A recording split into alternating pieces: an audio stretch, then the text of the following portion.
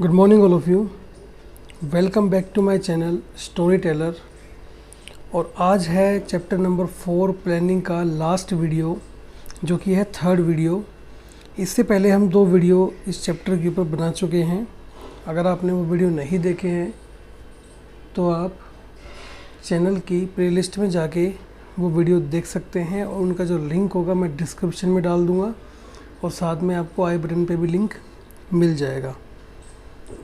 और अगर आप हमारे चैनल पर नए हो तो चैनल को सब्सक्राइब करना ना भूलें, और साथ में बेल आइकन को भी प्रेस कर दें ताकि आपको सबसे पहले जो वीडियो अपडेट्स है वो मिल सके। चलिए प्लान को समझते। प्लान क्या होता है?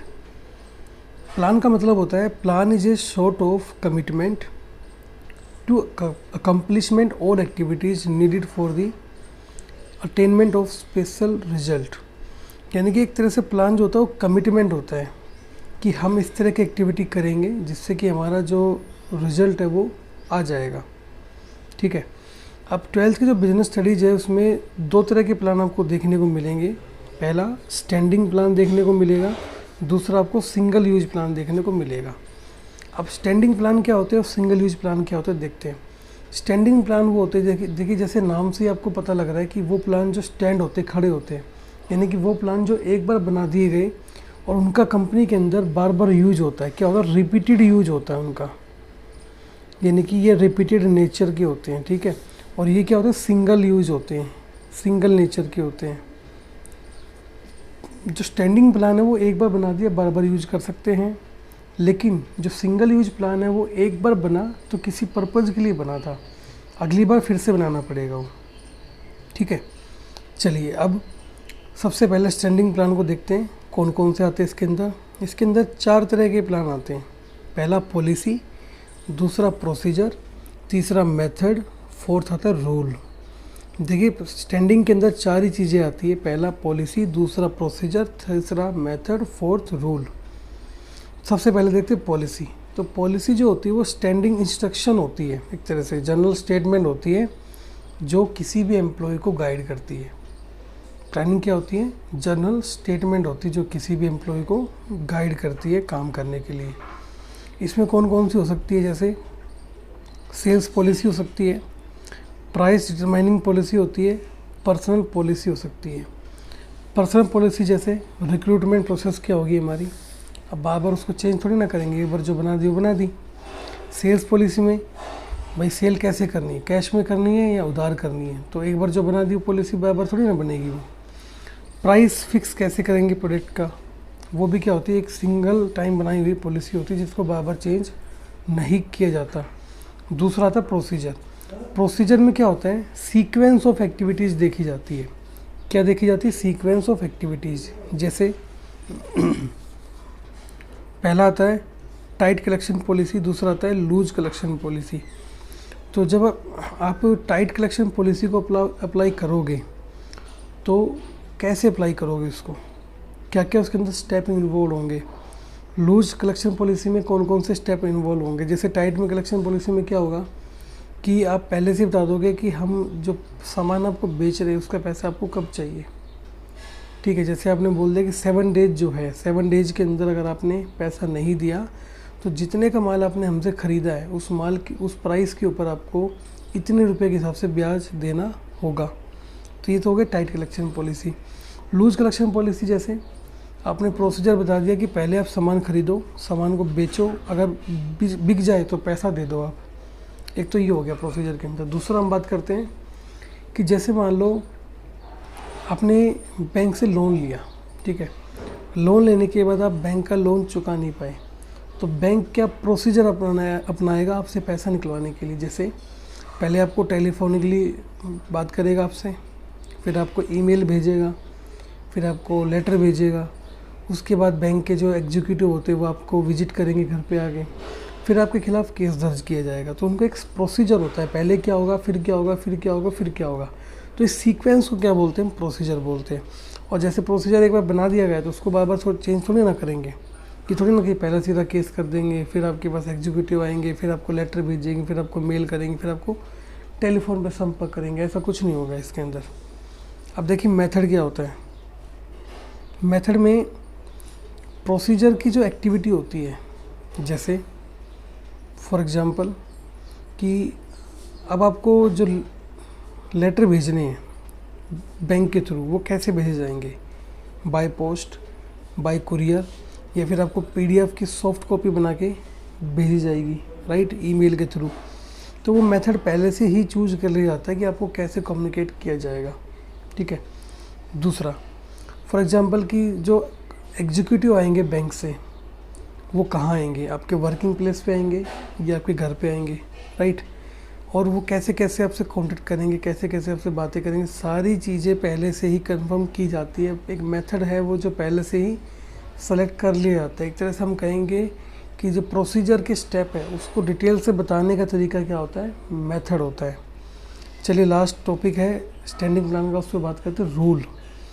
तो रूल हमें ये बताता है कि हमें क्या करना है और क्या नहीं करना ऑर्गेनाइजेशन के अंदर, और एक पर्टिकुलर सिचुएशन में हमें क्या करना है क्या नहीं करना। जैसे ऑर्गेनाइजेशन के अंदर हमें स्मोकिंग नहीं करनी है, राइट। कब तक, जब तक हम ऑर्गेनाइजेशन के अंदर रहे, बाहर कर सकते हो वो आपके ऊपर डिपेंड करता है, लेकिन ऑर्गेनाइजेशन का रूल है कि आपको बता रहा है क्या करना क्या नहीं करना। दूसरा कि आपको ऑर्गेनाइजेशन के अंदर स्पीडिंग नहीं करनी, थूकना नहीं है, तो वे भी आपको क्या बताया जा रहा है कि नहीं करना। अब करने की चीज़ें क्या हो सकती है, आपको टाइम पे आना है ऑर्गेनाइजेशन के अंदर, ठीक है। और क्या कह सकते हैं आपको कि आपको प्रॉपर यूनिफॉर्म में आना है, ठीक है। या फिर आपको ये कह सकते हैं कि आप जब भी ऑर्गेनाइजेशन के अंदर एंट्री करो आपको फ़ोन स्विच ऑफ रखना है, क्लियर। तो ये क्या रूल है, और रूल के अंदर आपको पता है एक चीज़ आती है पनिशमेंट।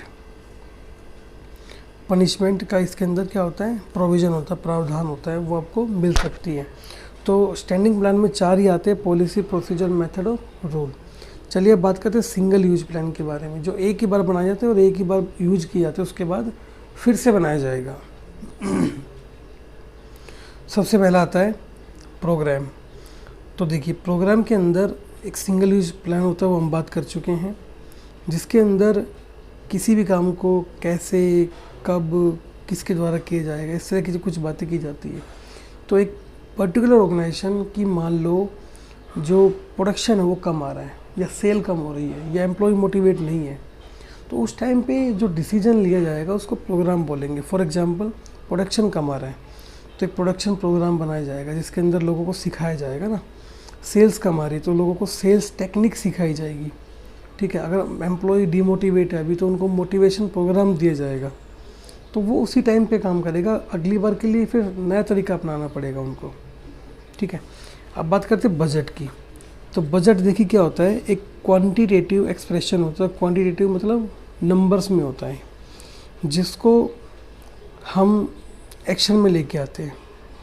जैसे मान लो सेल्स डिपार्टमेंट का जो बजट है, सेल्स डिपार्टमेंट का जो बजट है वो हमें ये बताता है कि हमें किस क्वालिटी का रॉ मटेरियल ख़रीदना है, कितनी क्वांटिटी में ख़रीदना है, ठीक है, कब ख़रीदना है और कितना पैसा इसके अंदर लगने वाला है।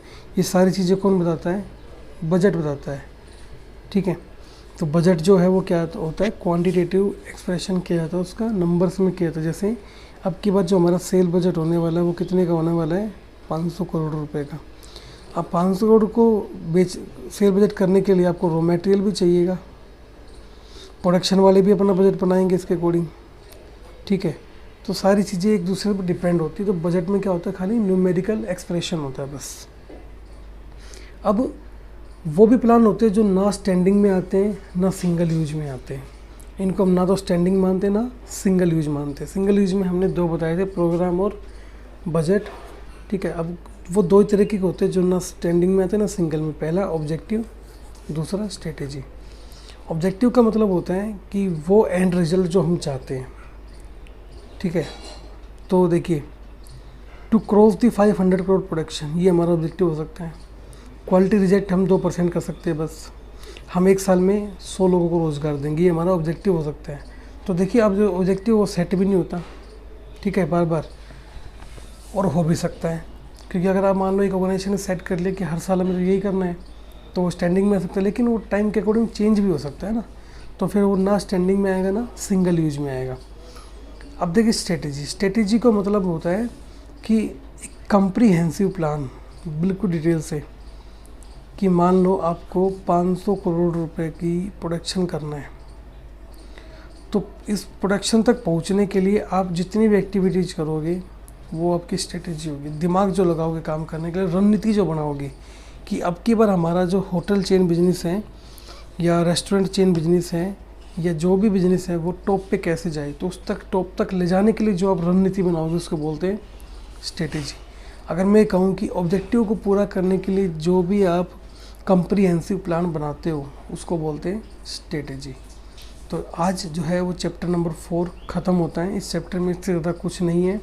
टाइप्स ऑफ प्लान के ऊपर एग्ज़ाम में केस स्टडी भी आती है, राइट। लेकिन सबसे पहले आपको पता होना चाहिए स्टैंडिंग में कौन से आते हैं, सिंगल में कौन से आते हैं और नाइदर स्टैंडिंग नॉर सिंगल में कौन कौन से आते हैं। तो आज के वीडियो में इतना ही, मिलते हैं अगले वीडियो में। आई होप ये वीडियो आपको अच्छा लगा होगा। अच्छा लगा तो लाइक कीजिए, दोस्तों के साथ शेयर कीजिएगा और चैनल को सब्सक्राइब भी कर देना। मिलते हैं अगले वीडियो में चैप्टर नंबर 5 के साथ। Thank you so much for watching this video. Have a nice day.